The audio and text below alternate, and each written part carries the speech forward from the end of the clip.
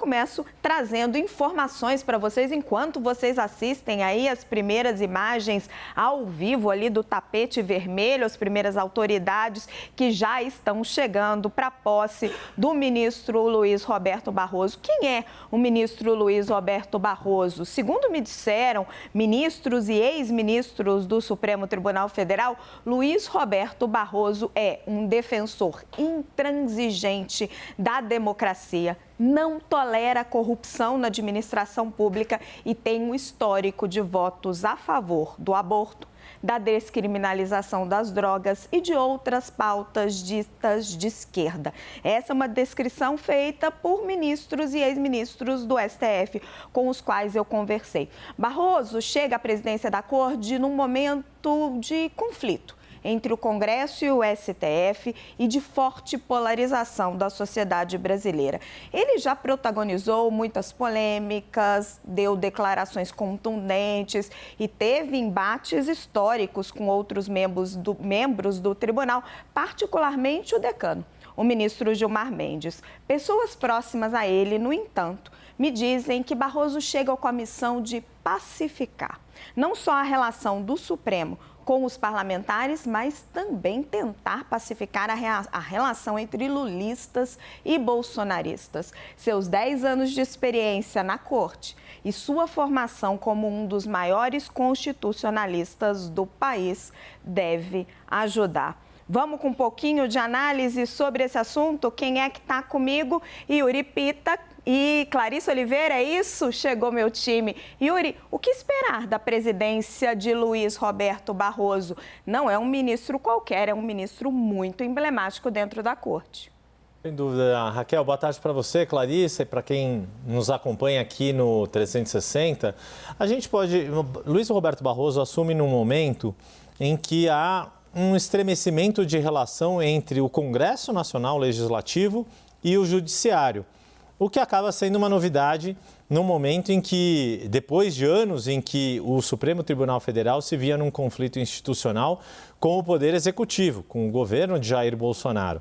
A grande questão é como o Luiz Roberto Barroso, quais instrumentos ele tem para lidar com esta relação institucional e como ele vai fazer o diálogo entre os dois poderes, lembrando que há uma ordem constitucional que os três poderes, legislativo, executivo e judiciário, atuem de forma independente, porém harmônica.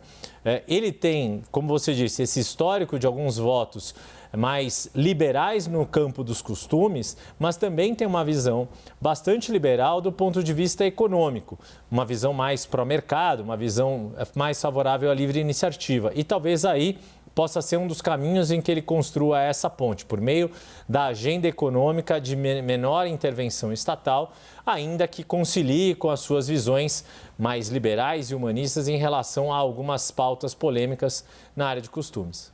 Ele falou recentemente, né, Yuri, num discurso lá em Minas, de que era preciso acabar com esse preconceito com a iniciativa privada. Agora, Clarissa, e essa relação de forças dentro da Corte?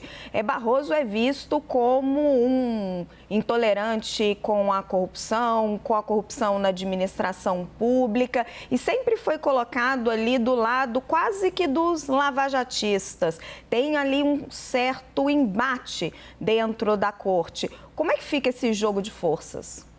Boa tarde, Raquel. Boa tarde, Yuri, todo mundo que está aqui com a gente.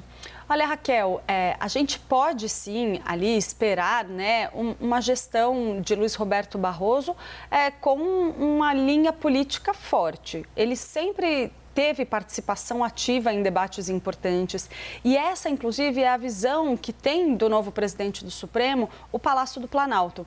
Conversando ali com alguns interlocutores do presidente Lula, já havia uma expectativa há algum tempo em relação a essa transição de comando no Supremo Tribunal Federal. A avaliação de que, por mais que haja ali algumas divergências, pode ser que a gente tenha algumas discordâncias, mas há um entendimento de que Barroso foi extremamente firme na ideia de que tem que haver harmonia entre os poderes. Então, essa é uma aposta importante que está sendo feita no entorno do presidente Lula. Não à toa, Lula decidiu que iria comparecer à posse, fez aí alguns acenos, tem interesse ali em garantir que essa relação entre o Palácio do Planalto e o Supremo Tribunal Federal se dê de maneira, segundo me falaram, a palavra que foi utilizada, harmoniosa.